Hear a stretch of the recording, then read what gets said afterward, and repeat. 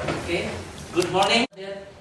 It remains stable, fluctuative until 2010. It is predicted to continue to decrease if the government fail to limit the unregulated and overexploited of marine fishing all over the world.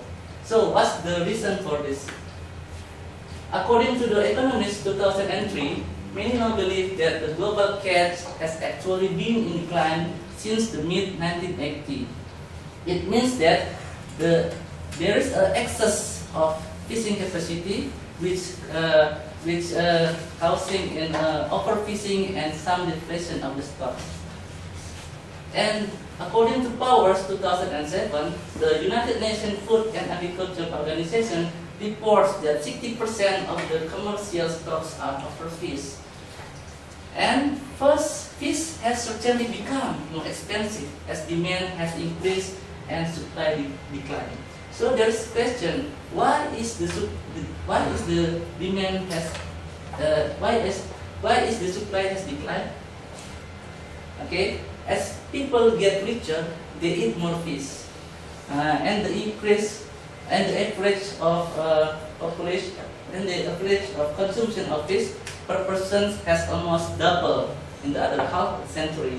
And due to heightened of the consumer awareness of the health and nutritional benefits of including more fish in the diet, and in fact that sea fish represents the good value as a source of animal protein. And it is predicted on the 2030 the farm-raised fish can supply around 62% of the global seafood consumption. It means that the aquaculture product can meet the growing shortfall as worldwide fisheries becoming more and more exhausted year by year. So, however, many experts claim that, according to Nello and Burberg 2005, waste from fish, net pens, and caddies flows directly into marine waste. And unlike terrestrial farms, there is no attempt to capture it. So, according the second opinion comes from Road 2001, an incredible amount of pollution, the dumping of untreated effluents, contaminated waste, feed, or maybe feces and chemicals can annihilate the indigenous of life forms. And however, I strongly believe that sea farming can outweigh the drawback, make a significant contribution to fulfill the demands, and might one day relieve the pressure on wild fish. So, what I'm going to argue today is sea farming should play an important role in bridging the gap between threatened fish populations and the decreasing demand of wild fish stocks. So in my outline, I would like to convince the sea farming roles from two different aspects. My first aspect is sea farming and its environmental impact. And my second aspect is I would like to discuss sea farming effect to their surrounding wild species. Okay, let's begin to my first perspective. The environmental impact of fish farming. It has been argued that ocean sea farming activities can harm the surrounding environment. The waste from fish farms, such as this uneaten food and the fish waste, can accumulate and destroy the parts of the sea. Unlike agriculture, the aquaculture operation release their waste directly into the water. And upon release, this waste have a different phase. First is particulate or solid waste, typically settle on the ocean floors, whereas the soluble waste remains dissolved in the water columns. Moving on to the next slide, as we see at this illustration, the degradation of fish cage beneath and around the fish cage. And when the ambient currents are insufficient to disperse these pollutants, the accumulation of waste can increase the levels of the organic carbons and sulfides in the sediments, and altering the pattern of species diversity on the ocean floors. In terms of dissolved waters, it can add nitrogen and phosphor to the water environments, and which contribute to the nutrient enrichment, and occasionally causing like algal blooms. I'm sorry, this is very technical words in fisheries, and also this is make a serious depletion of the dissolved oxygen in the water columns. But there is a possible solution to overcome this problem. This is what we call sustainable marine aquaculture, and this system has been applied in the United States of America. And the green algae was used as a filter for organic pollutants, and the farm of shellfish getting a recognition as a logical shift from the traditional farming operation, which is commonly located in the estuaries or in the bay, to moving to the pristine offshore waters. And I think this is an ideal location in terms of both ocean conditions. For example, the storms are rare and the waters is very rich with the upwell nutrients. And however, many experts argue that the environment can give negative impact to its surrounding environment. There are so many. There are also a number of aquaculture sustainable practice. For example, this, and it is more environmental friendly. So there is no doubt that aquaculture can be carried out in a sustainable manner. So, in addition,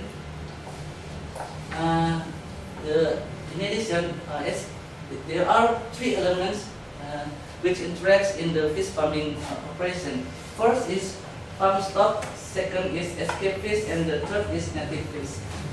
Farm stock supply the infected escapees to the marine environment as a vector of transmission, whilst the interaction between escape fish and native fish reduce the fitness of native fish as a result of interbreeding of the species. And similarly to the another process, the interaction between native fish and farm stocks also give a negative impact in spreading the pathogen from the farm stocks. Moving on to the next slide, the wild escapees pose another concerns. Each year, millions of fish escape from the fish pens around the world, and causing some transport of disease and pathogen interbreeding in competition for food with the wild fish species.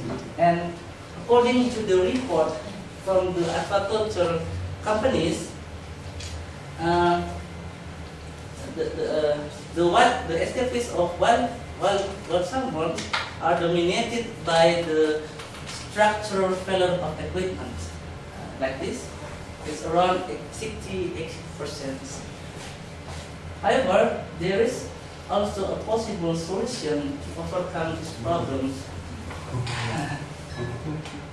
This is what we call, as you know, Norway has the most comprehensive data of escapees around the world. And because of escapees are largely caused by the structural failures of the equipment, so this is Norwegian Technical Standard NS 9415 has been applied. During the period from 2001 until 2006, which this standard has been applied, the total number of escapees decline from 6 million until less than 200,000 escapees. So I think there is this standard is very beneficial to prevent the fish from further escapees. Another thing that you can find on the sea farming is the sea lice infection from fish farming installation to the wild fish. Before I begin, I would like to explain what is sea lice. Do you know sea lice? Sea lice, okay? Sea lice is a marine parasite which infected fish in their skins, and it's cold in its flesh. Yes, this is sea lice. But we have, there is a possible solution to overcome this problem. This is called Balangues species. Balangues is the name of the species, and the lice eating is can provide a practical solutions to control sea lice in an environmental friendly way, and also add the value to the final product. Yes, so this is the lice eating, the balance. Moving to the another slide, as the demand for the aquaculture products increase, experts claim that aquaculture is environmentally degrading because of the increased demand for feed leads to increase of fishing effort, and thereby threatens the viability of wild fish stocks. So, in addition, many experts calculated that several kilos of the couch fisheries were needed to feed every kilo of farm salmon, and it means that the modern aquaculture is increasing, not reducing the pressure on the wild fish species. So this is more like you are robbing Peter to pay Paul. You steal from the marine and you use it to feed your marine fish, to feed your fish farm. Okay, but another experts claims that while fish farmers acquire tons of fish in feeding their inventories, the species couch is directly not marketable in population. So such as this marine krill, and most of the aquaculture species are herbivores. Even salmons are becoming semi-vegetarians, and the farm shellfish like this, such as oyster, clams, and mussels, do not need to be fed with a manufactured food. These shellfish are filter feeders, so they consume plankton and other particles present in the water. And the fish meal produced from the commonly pelagic species. These species have a short life cycles of life and rapid reproduction in their stock replenishment. So in terms of volumes, I think the fish meal demand from the aquaculture should not impact to the demand on the fish stock, should not impact to the fish stock use in the wild species. Moving on to the next slide, there is another risking to the wild fish, but this is another advantage of the sea farming. As we know, ocean fishing can be disrupted by storms or territorial disputes, whereas fish farms are immune to such drawbacks. It means that fish farming can provide the regularly marine fish products in the market. So it is very important to keep the supply stable in the market. Moving on to my last slide in this presentation, in my conclusion, ocean sea farming should play an important role in bridging the gap between threatened fish population and the increasing demand for ocean fish. Okay, that's all my presentation. If you have a question, I'll be glad to ask them for you. Okay, thank you.